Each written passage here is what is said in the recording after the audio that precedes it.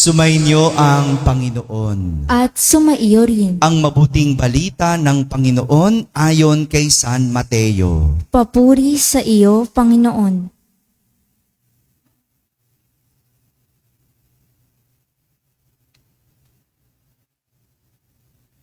Noong panahong iyon, sinabi ni Jesus sa mga tao, ang paghahari ng Diyos ay katulad ng kayamanang nakabaon sa isang bukid. Nahukay ito ng isang tao at tinabunan muli. Sa laki ng tuwa, siya ay humayo at ipinagbili ang lahat ng ari-arian niya at binili ang bukid na iyon. Gayon din naman, ang paghahari ng Diyos ay katulad nito. May isang mangangalakal na naghahanap ng mamahaling perlas. Nang makakita ng isang perlas na napakahalaga, siya'y humayo at ipinagbili ang lahat ng kanyang ari-arian at binili iyon. Ang paghahari ng Diyos ay katulad din ng isang malaking lambat na inihagi sa dagat at nakahuli ng sari-saring isda. Nang mapuno, ay hinila ito sa pampang at naupo ang mga tao upang pagbukod-bukurin ang mga isda. Tinipon nila sa mga sisidlan ang mabubuti, ngunit itinapon ang mga walang kwenta. Gayon din naman ang mangyayari sa katapusan ng daigdig. Darating ang mga anghel at ihihiwalay ang mga makasalanan sa maningas na pugon. Dooy mananangis sila at mangangalit ang kanilang ngipin. Nauunawaan na ba ninyo ang lahat ng ito? Tanong ni Jesus. Opo, sagot nila. At sinabi niya sa kanila, kaya nga, ang bawat eskriba na kumikilala sa paghahari ng Diyos ay tulad ng isang puno ng sambahayan na kumukuha ng mga bagay na bago at luma sa kanyang taguan. Mga kapatid, ang mabuting balita ng Panginoon. Pinupuri ka namin, Panginoong Hesukristo.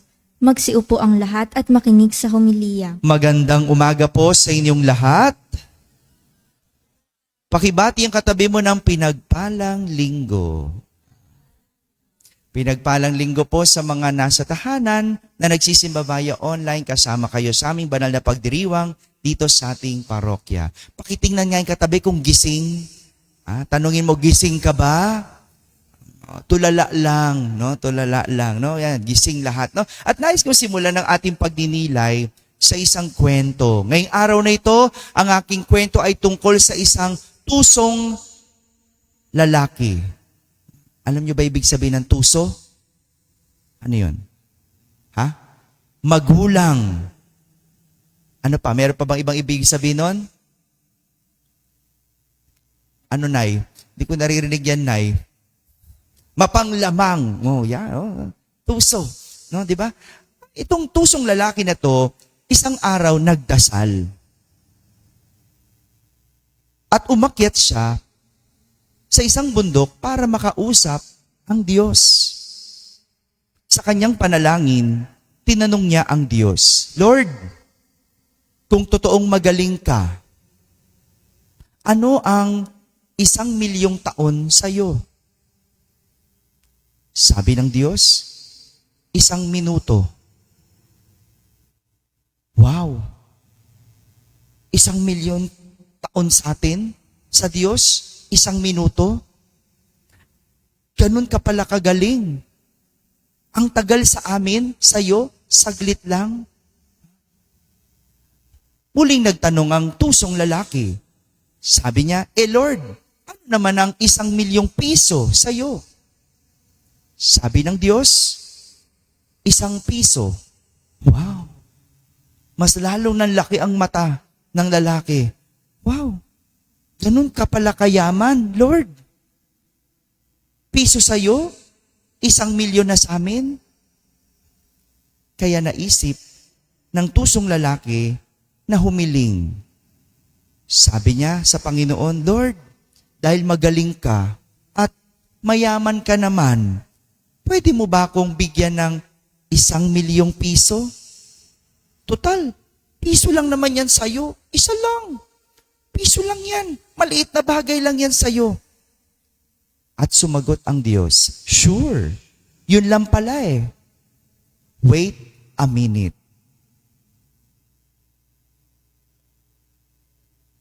Mga kapatid, parang ganito ang tinuturo sa atin ng mga pagbasa natin sa araw na ito.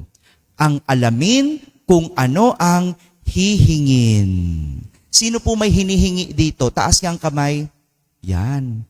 Yung iba wala. Bala kayo ha. Huwag kayo hihingi-hingi mamaya sa Diyos ha. Hindi ka nagtaas ng kamay na sabi ko sa'yo, ngayon biglang taas ka. Wala na.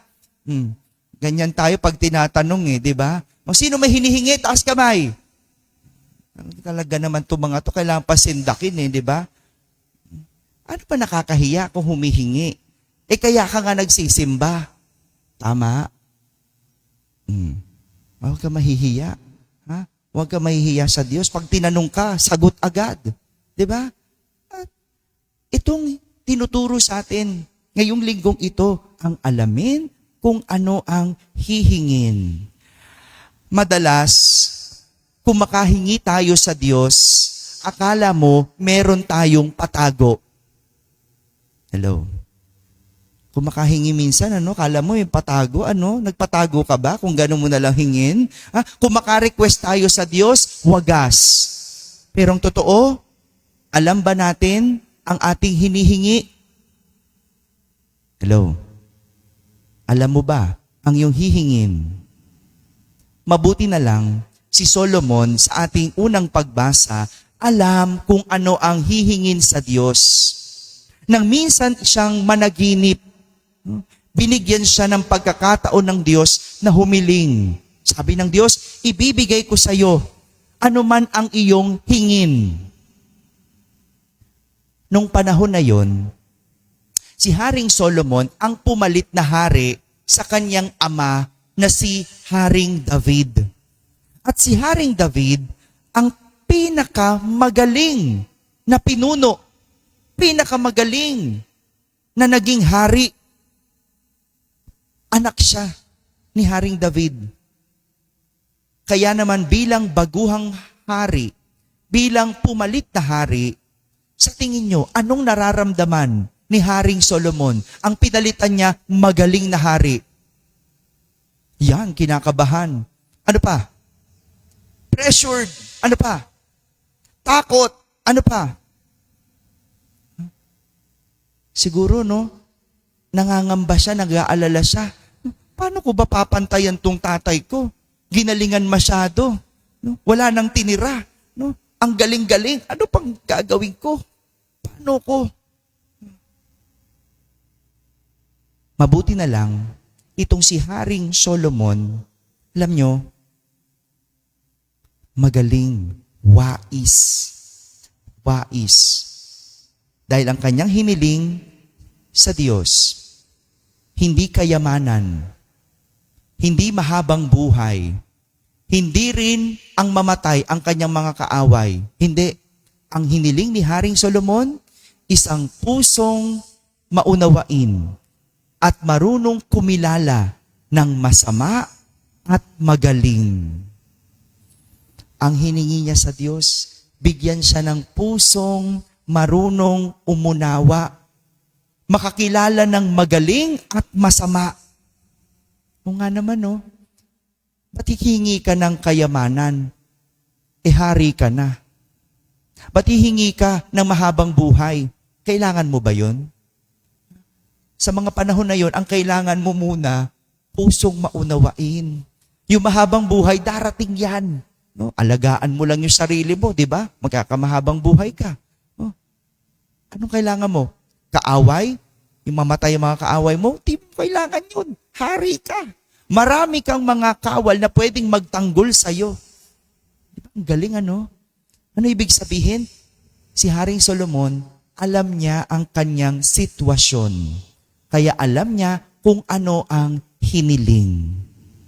Dahil natuwa ang Diyos sa kanyang hiningi, agad niya itong ibinigay. Kung minsan, hindi dapat basta-basta humihingi. Iniisip munang mabuti kung ito ba ay makatutulong sa iyo. At higit sa lahat, kung ito ba ay akma sa sitwasyon mo. Ulitin ko, ito ba ay akma sa sitwasyon mo?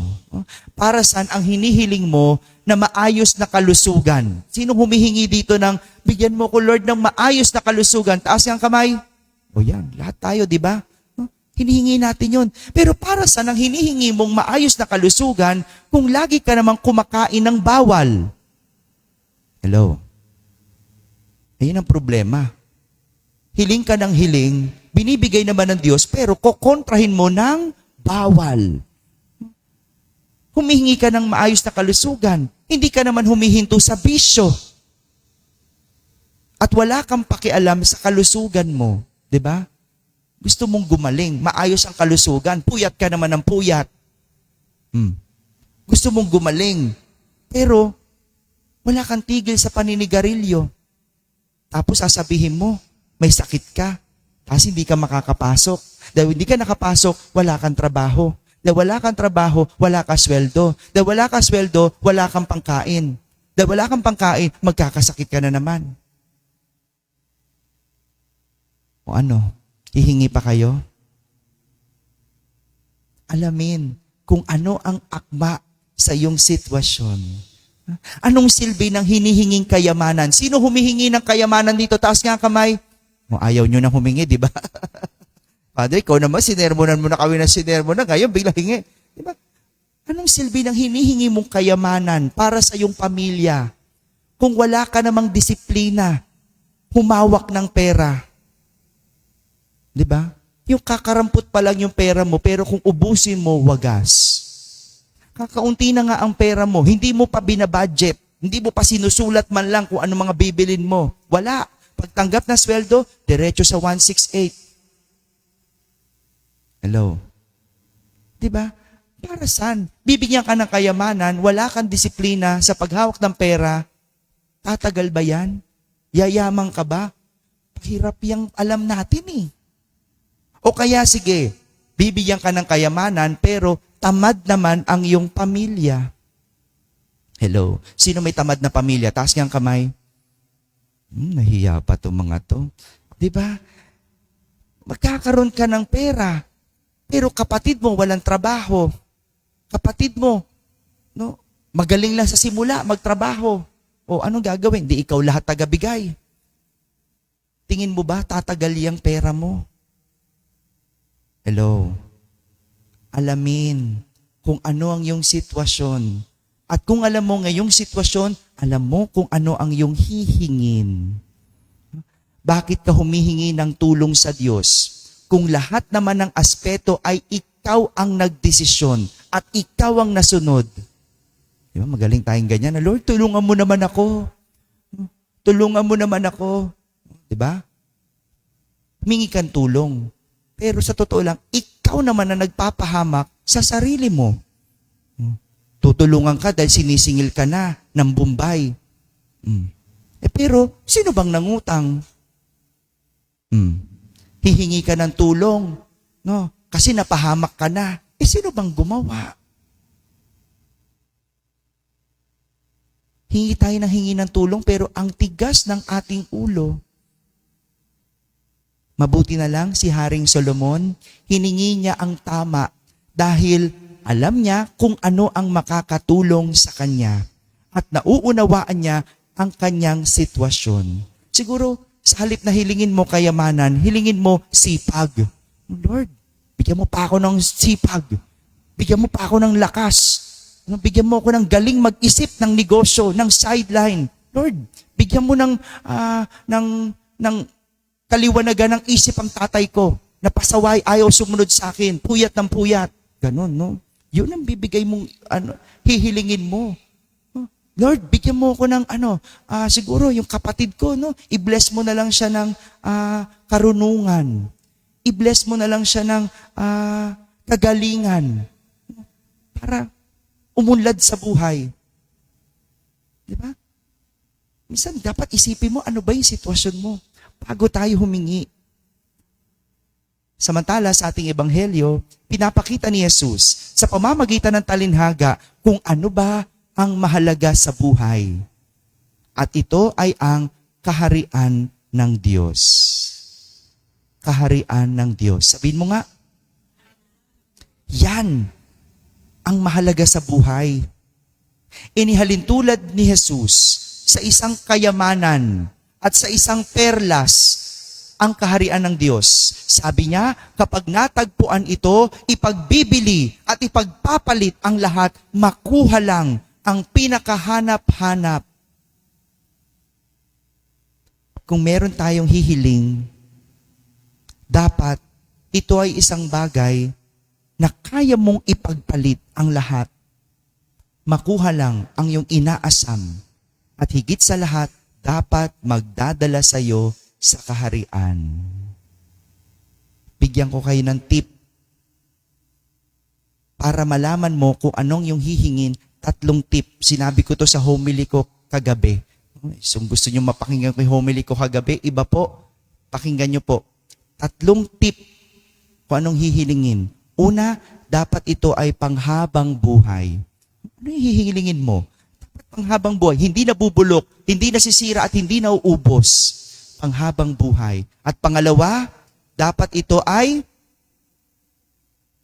galing sa pagmamahal. Hinihingi mo kasi ikaw ay nagmamahal. Hinihingi mo dahil ikaw ay may mahal. Ikaw ay nagmamahal. At pangatlo, yung hihilingin mo, dapat magdadala sa'yo sa langit.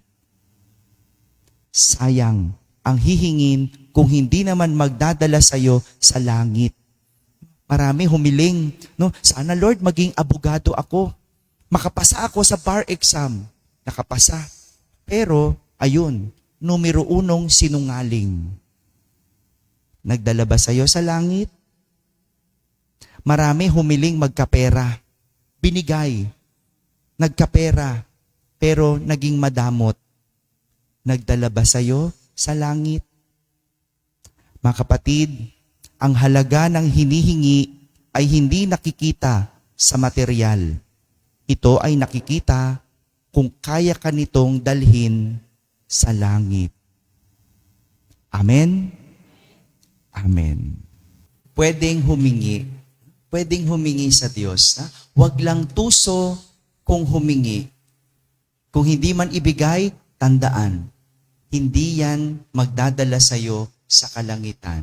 Pag yan hindi binigay, huwag ka magdamdam. Ibig sabihin, hindi yan magdadala sa'yo sa kalangitan. Anong hihingin? 3 bagay. Dapat ito ay panghabang buhay. Dapat ito ay base sa pagmamahal. At pangatlo, dapat ito'y magdadala sa iyo sa kalangitan. Sumainyo ang Panginoon. At sumaiyo rin. Iyuko ang inyong ulo habang ginagawad ang pagbabasbas.